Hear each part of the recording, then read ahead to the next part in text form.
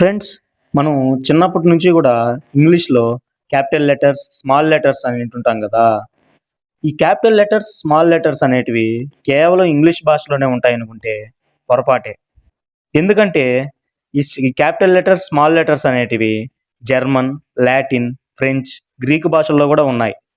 కేవలం అరబిక్, ఆసియాలో ఉండే దేశాల్లో మాత్రమే క్యాపిటల్ లెటర్స్, స్మాల్ లెటర్స్ అనేవి లేవు.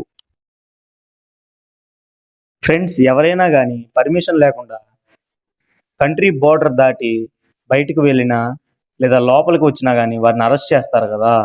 అలాగే 2011లో పాకిస్తాన్ ఆర్మీ గూడా ఇండియా నుండి పాకిస్తాన్ బోర్డర్ దాటి వెళ్ళినందుకు గాను ఒక కోతిని అరెస్ట్ చేసిందంట. మా ఛానల్‌ని లైక్ చేయండి, షేర్ చేయండి, కామెంట్ చేయండి. ఇలాంటి మరిన్ని ఇన్ఫర్మేటివ్ వీడియోల కోసం వెంటనే మా ఛానల్‌ని సబ్స్క్రైబ్ జేసుకోండి.